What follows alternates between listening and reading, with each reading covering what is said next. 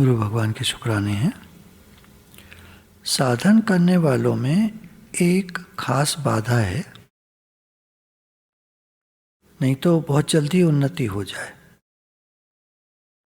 बाधा ये है कि हर एक को ये उम्मीद रहती है कि हम भविष्य में कर लेंगे,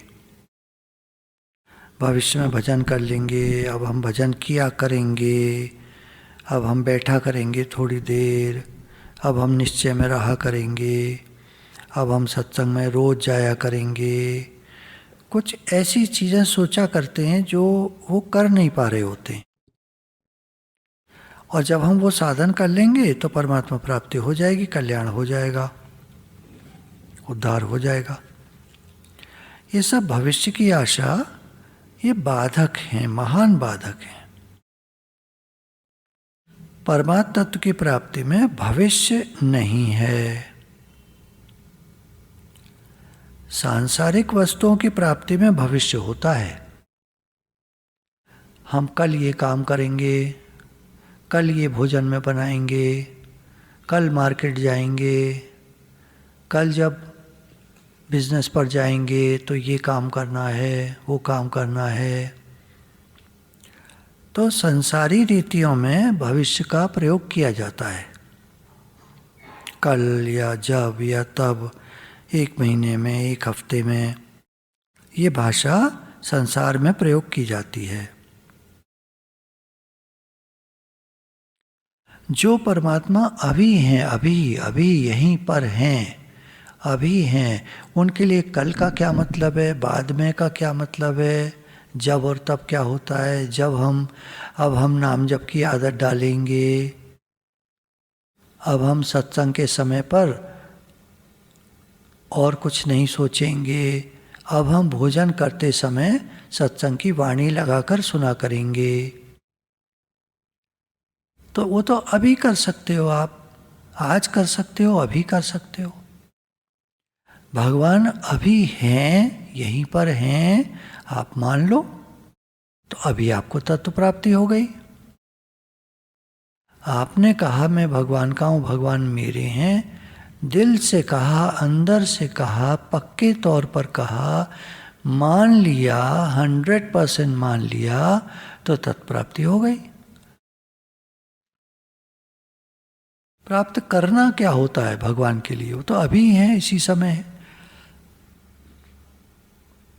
हाँ, ये कह सकते हैं अभी हमारा मन नहीं है परमात्मा में टिकने का, प्राप्ति का, परमात्मा को अंग संग जानने का, अपना भाव बनाने का, सिद्धि प्राप्त करने का, अभी हमारा मन नहीं है। समता में रहने का, ज्ञान में स्थित होने का बाद में करेंगे, ऐसा हमने मान रखा है। भगवान तो अभी हैं, यहीं पर हैं। भविष्य का प्रयोग भगवान में होता ही नहीं है। भगवान पहले भी थे, आज भी हैं, आगे भी रहेंगे, तीनों कालों में हैं। तो जो तीनों कालों में हो वो अभी है, इसी समय है, इसी पल में, इसी क्षण में, इसी क्षण में। क्षण किसको कहते हैं? एक पत्ती को सुई से छेदें आप, उसमें 3 क्षण लगते हैं। पत्ती के चुभना सुई से, सुई पत्ती में डालने का है प्रोसेस। पत्ती को चुभाया सुई से, अंदर डाला और वो बाहर निकल गई, ये 3 क्षण हो गए। तो जब कहा जाता है प्रत्येक क्षण, तो इतना छोटा है क्षण। सेकंड में यूँ समझ लीजिए, ऐसे लगा लीजिए 1 सेकंड में 3 क्षण। चलो मोटा मोटा, ये शास्त्र अनुसार नहीं है, मैं आपको समझने के लिए बता रहा हूँ कि 1 सेकंड में 3 क्षण होते हैं, ऐसे मान लो आप। 1/3 ऑफ अ सेकेंड, 33% सेकेंड का। तो अब इतने छोटे से सेक्शन में भी भगवान मौजूद हैं, भगवान हैं। 1 सेकेंड के 1000वें भाग में भी भगवान हैं। जो भगवान कभी न उत्पन्न नहीं हुए, उनमें कोई विकार नहीं होता, कोई परिवर्तन नहीं होता, कोई चेंजेस नहीं होते, वो कभी नष्ट नहीं होते, उनमें भविष्य नाम की कोई चीज़ नहीं है, वो हर समय है, हाजरा हजूर गुरु ने बताया। हर पल, हर क्षण हर समय में भगवान अभी हैं, यहीं हैं, सब समय में हैं ही हैं। उन भगवान के लिए हम कहते हैं प्राप्ति करेंगे। कब करोगे? जब करोगे तो वो भी तो उसी समय का क्षण होगा ना। आप जब प्राप्ति करोगे तब वही वो पल होगा उसी समय का। तो फिर ये समय कौन सा बुरा है? मुहूर्त निकलवाओगे क्या भगवत प्राप्ति का?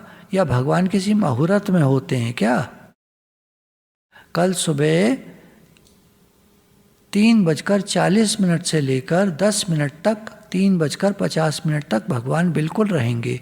अच्छा, अब आप बताओ कितने लोग उठ जाओगे 3:40 पर और 3:50 तक जागे रहोगे और भगवान का सिमरन करते रहोगे? बताओ कितने लोग करोगे? आप सब लोग जो सुन रहे हो, क्या आप तक मेरी आवाज़ पहुंच रही है? तो अब आप बताओ, क्या भगवत प्राप्ति आप कल सुबह 3:40 से 3:50 के बीच में करना चाहते हो? क्या भगवान 3:40 से 3:50 तक ही रहते हैं? बाकी टाइम कहाँ रहते हैं? बैकुंठ में, 7वें आसमान पर? आप कहेंगे पता नहीं हमें। सही बात है, आपको क्या पता? आपको पता होता तो आप अभी बात मान लेते। गुरु की वाणी है हमारे साथ। मैंने गुरु को कई बार कहते सुना कि भगवान अभी हैं, यही हैं और वो हैं ही हैं। आज सच, जुगा सच, है भी सच, नानक होसी भी सच, ये गुरु ग्रंथ साहब में कहा। उनका मतलब है भगवान अभी हैं, यही हैं। अब आप अपनी अकल लगाओ। हमने तो पहले ये सुना था ऊपर वाला वो सुनता है पर देर में सुनता है। ये आपकी मान्यता है, वो देर में सुनेगा।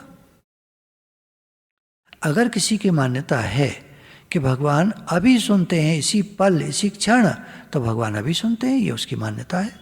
भगवान तो सुन रहे हैं, आप जो बोल रहे हो वो अभी सुन रहे हैं। बाद में क्यों सुनेंगे? क्या उनके कान में कुछ बह रहे हैं?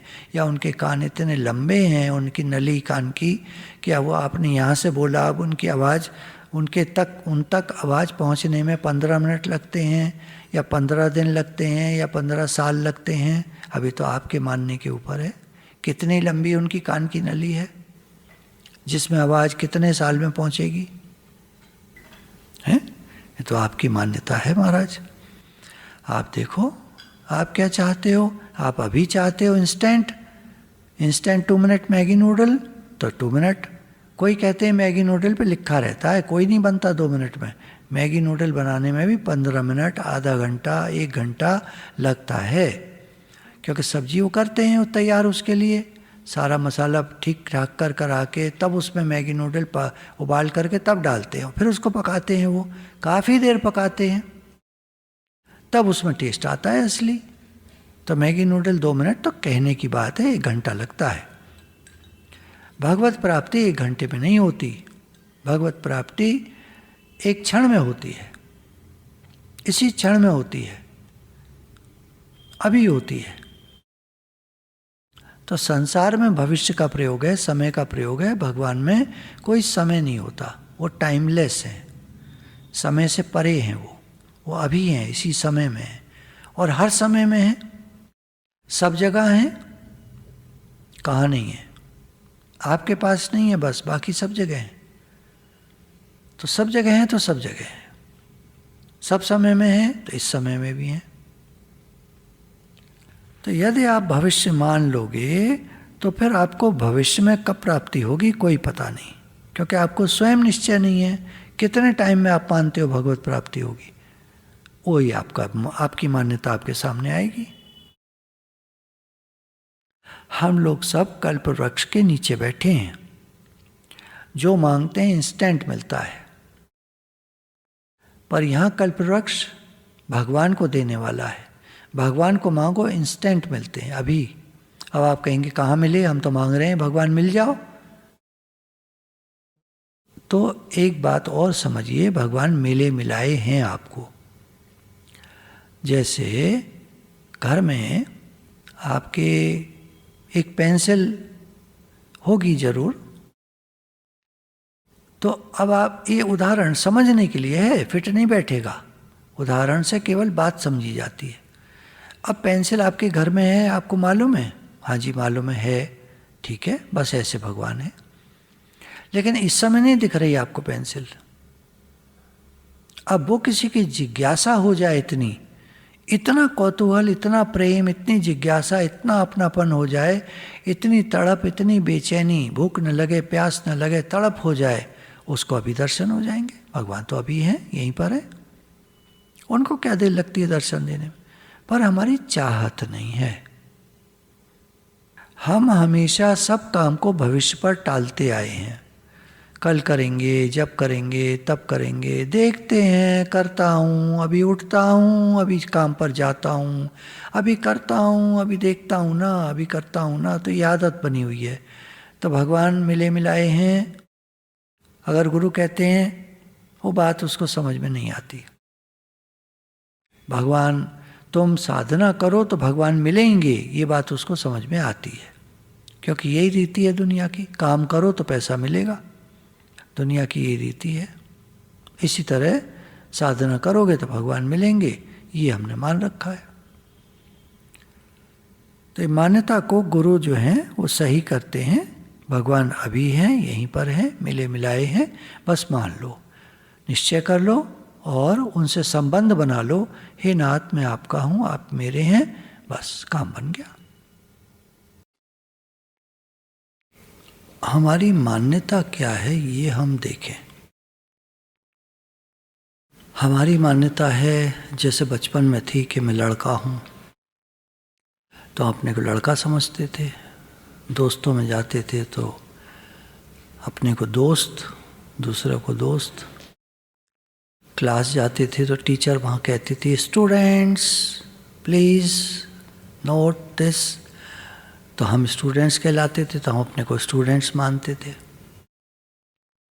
फिर किसी ग्रेजुएशन में आ गए तो हम ग्रेजुएशन कर रहे हैं, और ग्रेजुएट हो गए तो मैं ग्रेजुएट हूँ, मैं इंजीनियर हूँ, मैं डॉक्टर हूँ, मैं वकील हूँ, मैं पढ़ा लिखा हूँ। इस तरह से अपने को एक अहमता कहते हैं, इसको अहमता अपने अंदर में एक डेवलप करती है कि मैं ये हूँ। तो मैं पुरुष हूँ, ये अहमता पुरुषों में रहती है। मैं स्त्री हूँ, ये अहमता स्त्रियों में रहती है। अब इसी से एक बारीक बात निकलती है, मैं साधक हूँ। जब हम गुरु के पास आते हैं तो गुरु कहते हैं कि तुम अपने को अब निश्चय करो कि मैं साधना करूँगा, इस मार्ग पे लगूंगा, मेरा जन्म भगवान के लिए, मैं भगवान की तरफ बढ़ूंगा, मेरा जीवन निष्कामी हो। तो तुम अब साधक हो गए। अब तुम साधारण मनुष्य नहीं रहे, तुम कोई अज्ञानी नहीं रहे, अब तुम्हें ज्ञान मिल रहा है, अब तुम साधक हो। तो मैं साधक हूँ, जैसे ही हमारा ये निश्चय होता है, हमारी साधना आरंभ हो जाती है। गुरु के बताए मार्ग पर हम चल पड़ते हैं।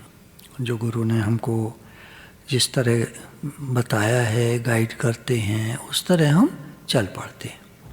पहली बात गुरु कहते हैं, मैं भगवान का हूँ, भगवान मेरे हैं, निश्चय करो। जैसे हम ज्ञान में कहते हैं मैं आत्मा हूँ, मैं शरीर नहीं हूँ, निश्चय करो।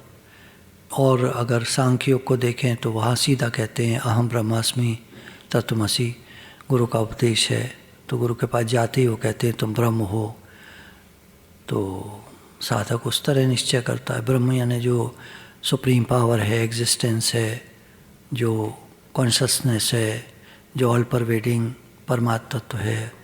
तो वो अपने को, जैसे मान लीजिए सागर में से एक गिलास पानी निकालें, अब वो पानी से पूछो तुम कौन हो, तो कहेगा मैं पानी हूँ। अच्छा, सागर में जो दिख रहा है तरल तत्व वो क्या है? अगर हम साइंस की दृष्टि से बात करें, वो भी पानी है। तो दोनों पानी है, तो दोनों एक हैं। इसी तरह साधक जब सांख्य योगी गुरु के पास जाता है तो कहते हैं अहम ब्रह्मास्मि तत्त्वमसि, मैं ब्रह्म हूँ, तुम भी वही हो। तो वो साधक कहता है अहम ब्रह्मास्मि, ऐसे करके निश्चय करता है। इस निश्चय पे फिर वो टिकता है। मन वन ये वो ये सब कुछ नहीं रहता, तो ब्रह्म में सब लीन हो जाता है। जो वृत्ति उठती है ब्रह्म में उठती है। जो कोई वृत्तियाँ, वृत्ति मतलब विचार, विचारधारा, बातें, मन में बातें, सब वृत्तियाँ हैं। तो ये उठा करती हैं, लय होती हैं। जैसे सागर में लहर उठती है और लय होती है, तो इसी तरह मन में वृत्तियाँ उठा करती हैं, लय होती रहती हैं। तो वो इनसे मिलता नहीं है, इनको देखता है। दृष्टा साक्षी बन जाता है वो। दृष्टा देखने वाला, साक्षी जानने वाला। मेरे मन में क्या आई वो जानता है। मन में क्या बात आ रही है, चित्रण हो रहा है, दृश्य का चित्रण हो रहा है, इसका वो दृष्टा है। बातें आ रही हैं, उनका वो साक्षी है। चित्रण में कौन कौन दिखा, उसका वो साक्षी है। चित्रण डिस्प्ले, जैसे टीवी का डिस्प्ले होता है, पिक्चर हॉल में सिनेमा के पर्दे पर पिक्चर चलती है, इसी तरह माइंड में आप देखते हैं पिक्चर चलती है। एग्जैक्टली वैसी तो नहीं दिखती, पर दिखती है। आप आंख बंद करके लेटे हुए हैं तो आपके सामने तरह तरह के सीन घूमने लगते हैं। आंखें तो बंद हैं, पलकें बंद हैं, पलकें तो बंद हैं, पर सीन आगे घूम रहे हैं तरह तरह के। इसको चित्रण कहते हैं। तो ये दिख रहा है, तो इसका वो साक्षी है, दृष्टा है। विचार आते हैं, उनका दृष्टा है, साक्षी है। तो अब वो अपने को अलग जानने लगता है, वो सत्ता के रूप में अपने को जानने लगता है। जो परम सत्ता है, संपूर्ण ब्रह्मांड में जो एग्जिस्टेंस है, जिसका अस्तित्व है, जिसका, अपने को वो जानने लगता है। तो ये छोटी मोटी बातें, बेकार की बातें, ये बातें, वो बातें, बड़ी बड़ी बातें, बहुत बड़े बड़े विघ्न, बाधाएं, बड़ी बड़ी प्रॉब्लम्स, बड़ी बड़ी समस्याएं उसके आगे बहुत छोटी हो जाती हैं, तुच्छ हो जाती हैं, नहीं के बराबर हो जाती हैं। उनको वो देखता है और छोड़ देता है।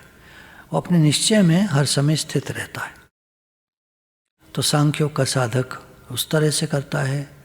हम लोग ज्ञानी भक्त के मार्ग पर हैं, निष्काम कर्मयोग के मार्ग पर हैं, तो हम सब कर्म भगवान के अर्पण करते हैं, भगवान के संसार में रहते हैं, भगवान का दिया प्रसाद पाते हैं। अब हम जब कहते हैं मैं साधक हूँ, तो हम उसी प्रकार से साधना आरंभ कर देते हैं। हमारे अंदर में जो विचार चलेंगे वो ये कि घर भगवान का है, मैं भी भगवान का हूँ, सब काम भगवान के लिए करता हूँ, भगवान का दिया प्रसाद पाता हूँ, भगवान के दिए परिवार की सेवा करता हूँ। तो अब हमारे मन में उस तरह की साधना के विचार चलेंगे, वैसी साधना होगी। तो ये निश्चय हो जाना कि मैं साधक हूँ, ये क्या करेगा, हमारी साधना को प्रारंभ कर देगा। अगर अभी हमने नहीं माना है कि मैं साधक हूँ, तो फिर हमारी साधना नहीं होगी, फिर तो टाइम वेस्ट होगा। बस लगे हुए हैं, सत्संग जाते हैं, घर आते हैं, जैसे पहले थे वैसे अब हैं, बस जरा जरा जरा जरा ठंडक पड़ गई कलेजे में। किस बात से, राग द्वेष पहले ज़्यादा थे, अब वो कम होते जा रहे हैं। पहले क्रोध ज़्यादा आता था, अब क्रोध कम आ रहा है। पहले लोभ की वृत्ति ज़्यादा थी। देखिए, लोभी का जैसे पैसे से प्रेम होता है, वैसे ही साधक का साधना से प्रेम होता है। लोभी व्यक्ति क्या, वो हर समय उसका ध्यान पैसे की तरफ। जो कामी पुरुष होते हैं उनका ध्यान हर समय स्त्री की तरफ। जो मोह वाले लोग होते हैं उनका हर समय ध्यान अपने बच्चों की तरफ, अपने वालों की तरफ। काम क्रोध लोभ मोह अहंकार ये विकार हैं और विषय हैं शब्द स्पर्श रूप रसगंध। तो ये सब मिलते हैं, सब दसों इकट्ठे हो जाते हैं और हमको लूट लेते हैं। जैसे कोई 10 डाकू रात को हमको अकेले पाकर लूट लें, तो ऐसे ही हम जब साधक नहीं हैं, केवल सत्संगी हैं, तो ये सब मिलकर हमको लूट लेते हैं। सत्संगी जो होता है वो आम आदमी से जरा भी फर्क नहीं होता उसमें, एक आम आदमी की तरह है वो। बस थोड़ी थोड़ी ठंडक पड़ गई है, थोड़ा क्रोध कम आता है, थोड़ा लोभ कम होता है, थोड़ा अहंकार कम हो जाता है, थोड़ा सा, अब थोड़ा राग द्वेष कम हो जाता है, तो ठंडक सी पड़ जाती है। तो कहता है सत्संग में बड़ा लाभ हुआ हमको जाकर, जबकि उस लाभ का कोई मतलब नहीं है, कोई मंजिल नहीं है, उसकी लक्ष्य नहीं है, पहुंचेगा कहीं नहीं। बस इतना ही फर्क है कि वो, जैसे कहा अभी, ठंडक पड़ गई, थोड़ी सी शांति आ गई, थोड़ा सा अच्छा फील होता है अब, पर पहुंचेगा कहीं नहीं। भगवत प्राप्ति के लिए तो साधक बनना पड़ता है और उसको बाकायदा साधना करनी पड़ती है, ये नियम हमारा, ये नियम हमारा, ये नियम हमारा। सुबह उठकर और रात तक क्या क्या हम नियम फॉलो करते हैं, ये साधक के लिए होता है। साधक अगर नियमों में नहीं बंधेगा तो उसका मन वश नहीं होगा। मन वश करने के लिए नियम का होना जरूरी है, आवश्यक है। जो कोई नियम से नहीं चलते, वो उनका मन वश नहीं होता। इतना घंटा हमारा सत्संग, इतना घंटा हमारा नाम जप, इतना घंटा हमारा सेवा कार्य, इतना घंटा हमारा निष्कामी होकर रहना, विचार करना, आत्मचिंतन करना या भक्ति का चिंतन करना, भगवान से संबंधित पुस्तकों को पढ़ना, पठन पाठन, ये सब साधना है। शरीर की संभाल के लिए व्यायाम है, ठीक ठीक भोजन है, भोजन कौन सा, किस प्रकार का, कितना, ये वो अपने हिसाब से चयन करता है। किसी दूसरे के हिसाब से मत चलिएगा। आपको जितना, जैसा, जब, जिस समय भोजन सूट करता हो आप करिए। हाँ, थोड़ी थोड़ी बातें आयुर्वेद की मानते रहना चाहिए, उससे शरीर स्वस्थ रहता है। पूरी बातें मानेंगे, हर व्यक्ति एक सा नहीं होता। नेचुरोपैथी वालों ने एक ढर्रा बना दिया है, सुबह उठ के लौकी का जूस पीना है, फलाना करना है, रात तक ये करना है, रात को दूध पी के सोना है। अब किसी को क्या सूट करता है, क्या नहीं करता, उनको इससे कोई मतलब नहीं है। उन्होंने एक ढर्रा अपना बना दिया है, एक टाइम टेबल बना दिया है। गधा घोड़ा जो आए सब एक ही टाइम टेबल फॉलो करेंगे। अरे भाई, किसी को तुम कहते हो इतने बजे उठो, उतने बजे उठो, ठंडे पानी से नहा लो, व्यायाम करो, फलाना करो, ये करो, वो करो, दिन में 3 बार जूस पियो। अब कोई डायबिटीज़ वाला आ गया, तुम उसको कैसे जूस पिला दोगे भैया? शहद पियो दिन में 2 बार, कैसे शहद पिला दोगे उसको? हर चीज़ देखी जाती है। बिना नमक का भोजन तुम दे दोगे तो बिना नमक के भोजन से नमक की कमी हो जाएगी शरीर में, आगे चलकर समस्या होगी। दूध मत पियो बिल्कुल, कैल्शियम की कमी हो जाएगी, आगे चल के समस्या होगी। तो ऐसा कुछ विचार नहीं करते, वो एक ढर्रा बना दिया, उस पर चलो। साधक चतुर होता है। चतुर चालाक नहीं। चतुर का अर्थ है वो अपने बारे में जानता है, अपने शरीर की रचना, अपने शरीर का स्वास्थ्य, शरीर को कितना व्यायाम, कितना भोजन, किस समय क्या सूट करता है, वो अपने शरीर को जानता है। अब नेचुरोपैथी वाले कह देंगे खूब सब्जी खाइए, खूब सब्जी। अरे भाई, सब्जी से किसी किसी को गैस हो जाती है, बहुत ज़्यादा पेट फूल जाता है, उसको एक रोटी ज़रूर चाहिए। नहीं, रोटी तो बिल्कुल नहीं खानी चाहिए। अब एक कुर्ता सबको कैसे पहना दोगे? कोई मोटा है, कोई पतला है। अब तुम 38 नंबर का कुर्ता ले आए और 42 वाले को कहो कि कुर्ता पहन लो, यही पहनना है तुम्हें, कैसे पहन लेगा वो? आएगा ही नहीं, उसके अड़ेगा ही नहीं, चढ़ेगा ही नहीं उसके बदन पे। तो ऐसे कुछ लोग, तो फ्लेक्सिबिलिटी जो है ये हमें गुरु के सानिध्य में रहकर आती है, क्योंकि गुरु बार बार हमको सावधान करते हैं, तुम्हारे लिए क्या है ये विचार करो। तुमको कितना अपने मन को मोड़ना है, कहाँ तक मोड़ना है, इसके बाद तुम टूट जाओगे। देखिए, डंडी होती है, कोई टहनी आप तोड़िए पेड़ की, हर डंडी का मुड़ने का एक मापदंड, एक तरीका होता है, उतना मुड़ सकती है। ज़्यादा मोड़ दोगे तो टूट जाएगी। कुछ डंडी बिल्कुल ही नाजुक होती हैं, अभी नई निकली हैं। नई निकली डंडी को आप बिल्कुल यू टर्न दे दीजिए, बिल्कुल यू टर्न दे दीजिए, वो नहीं टूटेगी। तो ये सब विचार मनुष्य को अपनी तरफ देखते हुए, करते हुए आगे चलना है। साधक माना सावधान, सावधानी से बढ़ता है, अपना उद्धार करता है। तो ये पहले तो सबसे पहले बात ये चली थी कि ये मान्यता हमारी होनी चाहिए कि हम साधक हैं, तब हम आगे बढ़ पाएंगे, तब हम ज्ञान मार्ग पर, भक्ति मार्ग पर, इस सत्संग की राह पर आगे चल पाएंगे। और हम तो संसारी हैं, आश्रय है संसार का, मान्यता है संसारी हैं, तो आप सत्संग की राह पे नहीं बढ़ पाओगे। बस सत्संग का लाभ लेकर अपने जीवन को थोड़ा ठंडकमय बना लोगे, थोड़ा सा अच्छा सा बना लोगे, पर पहुंचोगे कहीं नहीं। जन्म मरण का चक्कर तैयार है, और जन्म मरण का चक्कर तैयार है, तो अनेक जन्म बीतते रहेंगे, वहीं के वहीं रहेंगे, साथ को जाता नहीं किसी के। हर जन्म में पैसा जोड़ा छोड़कर चला गया, पैसा जोड़ा छोड़कर चला गया। कर क्या रहे हो? तुम्हें मिल क्या रहा है? तुम्हारे साथ क्या जा रहा है? कहाँ पहुँचोगे? तो साधक विचार करता है, अपने जीवन का लक्ष्य निर्धारित करता है और उस पर चलता है। सत्संग की महिमा अपार है। हमारी सत्य में प्रीति हो, अर्थात असत का त्याग हो। अपने जाने हुए असत के त्याग से तत्काल तत्व की प्राप्ति होती है।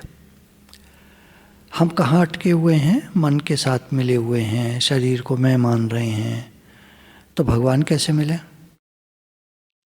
देखिए, सूरज की तरफ देखना हो तो परछाई की तरफ नहीं देख सकते, पीठ करनी पड़ेगी परछाई की तरफ से, सूरज की ओर मुख करना पड़ेगा। भगवान की ओर सम्मुख होएंगे, सन्मुख होए जीव मोहे जब ही, ऐसे बोला रामचरितमानस में। जब ये जीव मेरे सम्मुख होता है, जन्म कोटि अग्नासई तभी, तो इसके जन्म जन्म के पाप मैं नष्ट कर देता हूँ, भगवान ने ऐसे कहा। और जब हम संसार की ओर मुख किए रहते हैं तो सारे पाप हमसे चिपक जाते हैं, क्योंकि संसार में तो आदमी पाप करता है। पाप क्या होता है? अपने स्वरूप को भूलकर, अपने को भूलकर जो भी वो कर्म करता है उसमें पाप हो ही जाता है। देखिए, मान लीजिए हमारे गेट पर कोई मांगने वाला आ गया, अब वो आवाज़ लगाया जा रहा है, लगाया जा रहा है, लगाया जा रहा है। एक बार की बात है, हम पुरानी कोठी में रहते थे, तो ड्राइंग रूम के दरवाजे पर वो क्या था, खुला हुआ था दरवाज़ा और जाली की चटकनी लगी हुई थी। अब वो जाली के दरवाजे में से आवाज़ दिए जाए, कंबल दे दो, कंबल दे दो, कंबल। अब इतनी गुस्सा आई, जा कर के मैंने उसको बोला कि यहाँ कोई कंबल वम्बल नहीं है भैया, जाओ आगे। वो तो ऐसा चिपक गया, आधा घंटा वो ज़ोर ज़ोर से चिल्लाता रहा और अल्टीमेटली मुझे उसको कंबल निकाल के कोई देना ही पड़ा। तो अब वो जो कंबल मैंने दिया उसका मुझे पुण्य मिलेगा क्या? जितना मैंने उस समय भुन भुन की होगी, उसके लिए कुछ बुरा सोचा होगा, तो वो तो मेरे पाप बन गए ना। पुण्य तो आधा चौथाई, 1%, आधा % जितना भी बना, 100% तो पाप बन गए ना, जो उसके लिए बुरी भाव रखे।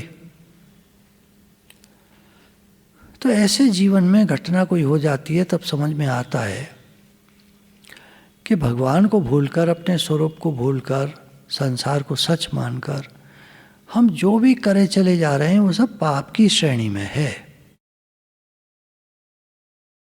किसी की निंदा, किसी को बुरा समझना, कुछ नहीं तो बुरा तो समझ ही लेते हैं। भले बोलेंगे कुछ नहीं, कहेंगे कुछ नहीं, कोई एक्शन नहीं करेंगे, कोई उसको विचार व्यक्त नहीं करेंगे कि हम तुम्हारे बारे में कुछ बुरा सोच रहे हैं, तुम ऐसे हो, तुम वैसे हो, कुछ नहीं।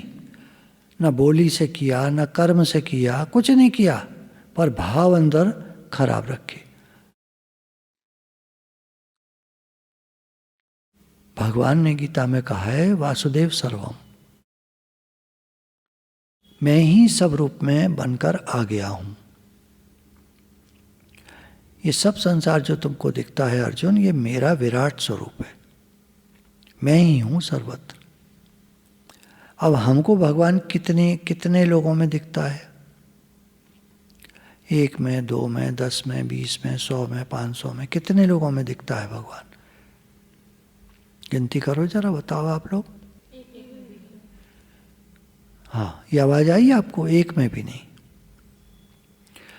अब 1 में भी नहीं दिखता भैया, तो आप सत्संग की महिमा समझो। आकर के बैठे गुरु के दर पर, गुरु ने एक बात कही, वासुदेव सर्वम, भगवान सर्वत्र हैं, सर्व खलुदम ब्रह्म, निहम नानास्ति किंचन, सर्वत्र भगवान है, नहीं है दूसरा कुछ भी। नहीं दिखता, कोई बात नहीं, कोई बात नहीं, छोड़ो, दिखने को छोड़ो। गुरु ने कहा, शास्त्रों ने कहा, बस मान लो, दिखेगा नहीं तुमको। दिखने के चक्कर में मत पड़ो, मान लो अंदर में सब रूप में भगवान है। गर्दन झुकाओ, आंखें बंद करो और अपने अंदर में कहो सब रूप में भगवान है। कह दो एक बार, जरा सब लोग कह दो एक बार, अंदर अंदर। आंख बंद करो, गर्दन झुका लो और अंदर में कहो सब रूप में भगवान है। हे नाथ, हम आपके हैं, आप हमारे हैं और सब रूप में आप हैं। अब ये अंदर की बात हुई। अब आप आंखें खोल लो, गर्दन उठा लो। अब क्या दिख रहा है? और वैसे ही दिख रहा है जैसे पहले दिख रहा था, तो वैसे ही दिखेगा। व्यवहार में तो वैसे ही दिखेगा। शरणागति की जो बात चलती है, आप किसकी शरण हो जाओगे, हो सकते हो, होना चाहते हो? भगवान की शरण होना चाहते हो। भगवान आप दिखते नहीं, आप अभी बोले हो दिखते नहीं, तो किसकी शरण होगे आप? तो अंदर से ही तो स्वीकार करोगे आपके हे नाथ मैं आपकी शरण में हूं। अंदर की स्वीकृति बहुत मायने रखती है। देखिए, आप अंदर में स्वीकृति देते हैं। मान लीजिए घर के अंदर कोई हमारा सेवाधारी है, झाड़ू लगा रहा है और हमारा पर्स नहीं मिल रहा है, तो अंदर में आप स्वीकृति देते हैं कि इसने उठा लिया है होगा, और आपकी नज़रें वैसी हो जाती हैं ये चोर है। स्वीकृति तो हम देते हैं ना। अच्छा, फिर थोड़ी देर बाद पर्स मिल गया, कहीं रख के भूल गए थे, ओहो ये तो चोर नहीं है। अब हमने क्या स्वीकृति दी अपने को? ये चोर नहीं है। इस रूप में भगवान है, स्वीकृति हम देते हैं। इस रूप में भगवान नहीं है, ये ऐसा है, ये ऐसा है, ऐसा है, ये स्वीकृति हम देते हैं। तो गुरु ने कहा देखो सत्संग की क्या महिमा है। आप गुरु के पास, हम गुरु के पास जब जाते हैं तो हम मानते हैं उनकी बात, स्वीकृति देते हैं कि गुरु जो कह रहे हैं बिल्कुल सही कह रहे हैं। हमारे घर की कहानी इन्होंने अभी सुना दी, घर घर की कहानी सुना देते हैं गुरु। एक कमरे में बैठकर पूरी दुनिया का नज़ारा दिखा देते हैं गुरु। अब जब सारी बात समझ में आती है कि गुरु जो कह रहे हैं वो बिल्कुल सही कह रहे हैं, अब वो ये कह रहे हैं कि देखो तुमको दिखेगा तो नहीं, पर मान लो अंदर में कि सब रूप में भगवान है, और ऐसा मान लो कि हे नाथ मैं आपकी शरण में हूँ। जो सर्वव्यापक भगवान है उनसे तो आप कह रहे हो हे नाथ मैं आपकी शरण में हूँ, और जो सामने दिख रहे हैं भगवान, वहाँ आप क्या करोगे? केवल एक भाव रख करके, और फिर क्या होगा? आपके व्यवहार में भी अंतर स्वतः आ जाएगा। इस रूप में भगवान है, अब आप करो, लीला करो, एक्टिंग करो, बातचीत करो, व्यवहार करो, कुछ लेना देना करो, बोलचाल करो। अब भगवान है, आपने भाव दे रखा है, कहते गुस्सा मत करो। तो मुझे लगता है गुस्सा, अरे गुस्सा तो कारण आएगा तो गुस्सा तो हो ही जाएगा ना। अब यहाँ समझ के हम देखें, अगर मैं भगवान देख रहा हूँ सामने, इस रूप में भगवान है, अंदर की बात है, उससे नहीं कहूँगा मैं, अंदर में देख रहा हूँ कि इस रूप में भगवान है। अब बताओ गुस्सा आएगा? चांसेस बहुत कम है। पुरानी आदत के हिसाब से भले आ जाएगा, पर मैं बार बार भाव दूंगा देखो इस रूप में भगवान है, और ये जो भी एक्टिंग कर रहे हैं बिल्कुल सही है, ये भगवान की मर्जी से ऐसे हो रहा है, कोई कुछ कर नहीं सकता है। एक पत्ता भी नहीं हिलता भगवान की मर्जी के बिना। अब भगवान की मर्जी के बिना एक पत्ता भी नहीं हिलता, तो तुम गुस्सा हिला लोगे? अपने मन को इतना हिला लोगे जोर जोर से कि वो इतना गुस्सा करे? तो क्या होता है, हम भगवान देखते ही नहीं है, भाव ही नहीं देते कि है ही भगवान, शरणागत होते ही नहीं है, हम स्वीकार ही नहीं करते कि हे नाथ मैं आपकी शरण में हूँ। सारी गड़बड़ी हमारी है। फिर हम पूछते कैसे होगा, कैसे होगा? गुरु तो बता रहे हैं कैसे होगा, मतलब मान लो, और बार बार याद रखो इसको कि मैं भगवान की शरण में हूँ। याद रखो, गलतियाँ होंगी, 100 बार गलती हो कोई बात नहीं, फिर प्रयास करो। पुरुषार्थ क्या है? पुरुषार्थ यही तो है। हमने गुरु के पास गए, उन्होंने कहा तुम आत्मा हो, तुम परमात्मा का अंश हो, तुम बिल्कुल वही हो जैसे परमात्मा है। बेटा कैसा? पिता जैसा। मनुष्य का बेटा मनुष्य होता है, बकरी का बेटा बकरा होता है, गाय का बेटा बैल होता है, वैसे ही होता है ना, देखने में सेम होते हैं। तो भगवान का बेटा भगवान के जैसा होना चाहिए। अरे अंदर में तो मान लो, बाहर में आपको दिखता नहीं, समझ में आता नहीं, बुद्धि से समझ में आई, बुद्धि तो बाद में मिली ना, ये कैसे पहचान पाएगी? टीचर ने लिखा ए, अब बच्चा कहे कैसे ए, तो कैसे बताऊं मैं भैया, तो इजाद हो चुका पहले। कोई व्यक्ति था दुनिया का सबसे पहला जिसने लिखा ए और कहा ये ए है, सबने मान लिया। उस दिन से ये रीति चली आ रही है। ए वैसे ही लिखा जाता है जैसे लिखा होता है। बी को आप ए नहीं कह सकते, कहोगे तो गलती होगी। तो गुरु की बात को मानना पड़ता है। आप अपनी चलाओगे, भगवान हमें दिखते नहीं, तो ऐसे काम बनेगा नहीं। मान लो बस, है ही भगवान। नहीं समझ में आता कोई बात नहीं, मान लो। 100 बार कह दो दिन में अपने से, है ही भगवान, है ही भगवान, है ही भगवान। किसी से मत कहना, सामने वाले से। बाद में फिर गड़बड़ होती है, दिक्कत होती है। किसी से मत कहना आप, ये रिक्वेस्ट है, इस बात को स्वीकार करो। आप किसी से मत कहना, अंदर में निश्चय करो, है ही भगवान और मैं भगवान के शरण हूँ। पारमार्थिक हैं दोनों बातें, अंदर की हैं, बाहर की नहीं है। ये सामने वाले के शरण नहीं हो सकते आप, क्योंकि जब वो कुछ बोलेगा तो आप मानो नहीं कर पा रहे वो चीज़, तो आप शरणागत का तो मतलब होता है कि जो कहे तो करो। भगवान की आज्ञा में चलना, शरणागत के लिए भगवान की आज्ञा में चलना होता है। जो हो रहा है उसमें राजी हैं, उसी में जिसमें तेरी रजा है, ये शरणागति है। पर अब सामने वाले की शरणागत आप कैसे हो जाओगे? कुछ भी बोलेगा, कुछ भी कराना चाहेगा, वो कहेगा सारे पैसे हमें दे दो, आप कैसे दे दोगे? तो कहना नहीं है किसी से कुछ भी, ये अंदर की बातें हैं। भगवान में आपकी शरण हूँ, जो हो रहा है भगवान में आपकी शरण हूँ, कुछ भी हो रहा है भगवान में आपकी शरण हूँ, मैं तो आपकी शरण हूँ। देखिए भगवान अव्यावहारिक थोड़ा सा समझिए।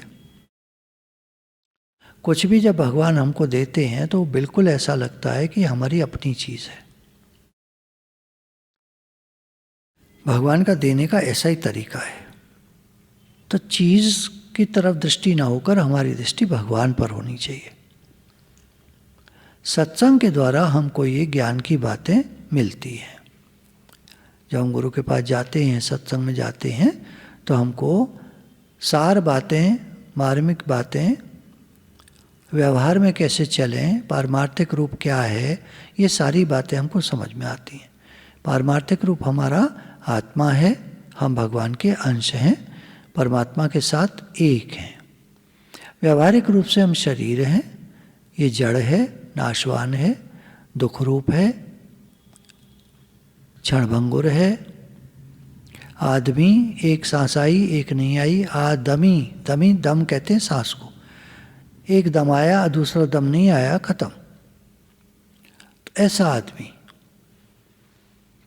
तो हमको मनुष्य शरीर मिला है, इस शरीर में मुमुक्षा हो गई है, मुक्ति की इच्छा हो गई है, या भगवत प्राप्ति की इच्छा हो गई है, और हमको गुरु मिल गए हैं, तो हमारा काम बनने को रखा हुआ है, बिल्कुल तैयार है। अब हमें मानना है बस। गुरु कहते हैं तत्व तो नित्य प्राप्त है, तुम्हें प्राप्त करना भी नहीं है। भगवान की प्राप्ति में कितनी देर लगेगी? बोला वो तो अभी प्राप्त है, तुम्हें देर क्या लगेगी, नित्य प्राप्त है। हम उस तत्व से अलग हैं ही नहीं, हो सकते ही नहीं। तत्व सर्वव्यापक है, तत्व सर्वव्यापक है तो क्या मुझ में नहीं है क्या? कैसे? तो वो तो है ही है। होता क्या है, कोई कहता है हमको भगवान दिखते नहीं, जिज्ञासा नहीं होती हमारी। भगवान ऑब्जेक्ट रूप से कभी नहीं दिखेंगे, सब्जेक्ट रूप से दिखते हैं। बताया गुरु ने, जैसे ए लिखा, मान लिया हमने ये ए है। गुरु ने बताया कि सूक्ष्म तत्व सर्वत्र विद्यमान है ही भगवान, मान लो। भगवान अत्यंत सूक्ष्म है, दिखेंगे नहीं तुम्हें। भक्तों को जो दिखते हैं वो अलग बात है, वो भक्ति का प्रकरण है, उसमें जब आप समझेंगे, उसमें डूब जाएंगे, तो भगवान आपको दिखेंगे। आपकी भाव समाधि में, आपके लीला चिंतन में भगवान आपको दिखेंगे। तो हमारी जिज्ञासा हो, परमात्म तत्व की प्राप्ति की इच्छा हो, हमारा चित्त अनन्य चेता, हमारा चित्त किसी और में न जाए, किसी और को महत्व न दे, केवल भगवान को महत्व दे। मेरे तो गिरधर गोपाल, दूसरों न कोई। सिवाय उस तत्व के कोई इच्छा, चाहना, वासना न हो। तत्व प्राप्ति तो है ही है, अभी प्राप्त है, तत्काल है। अगर देरी है तो वह हमारे कारण है। तत्व में कोई कमी नहीं है, कोई देरी नहीं है। तत्व के महापुरुषों की कमी नहीं है, वे तो बता रहे हैं। उनका संग हम नहीं करते। संग कैसा? बाहर का तो संग करते हैं, सत्संग में जाके बैठ गए, पर जहाँ वो स्थित हैं वहाँ हम नहीं स्थित होते, मेहनत नहीं करते हम। उन्होंने जो मेहनत की है वही मेहनत हमको भी करनी है। तब केवल ऐसा भाव हो जाए, मेरा कल्याण हो, ऐसा चाहने वाले लोग कम हैं।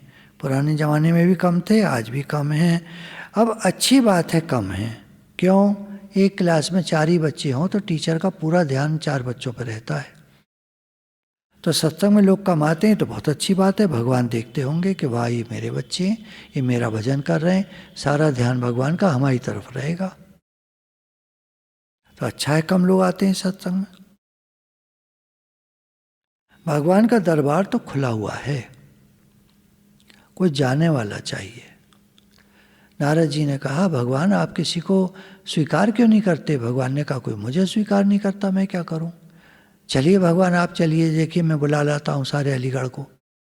भगवान अलीगढ़ के बाहर आके बैठ गए कि नारद यहीं बुला लाओ। नारद जी जब गए, घर घर आवाज़ लगाई उन्होंने, सारे लोग चल पड़े। लेकिन रास्ते में क्या था? सेंटर पॉइंट पड़ता है मार्केट। अब वहाँ के सारे दुकानें, शोरूम, सारे ब्रांडेड शोरूम खुले पड़े थे। आज सब सामान फ्री, जितना मर्जी भर के ले जाओ, हमें दुकान खाली करनी है। और सारे लोग टूट पड़े और ले ले के सामान घर भाग गए अपने। नारद जी जब पहुँचे भगवान के पास, देखिए पूरा अलीगढ़ आ रहा है। भगवान ने कहा, किधर है भैया, कौन, किसकी बात कह रहे हो तुम?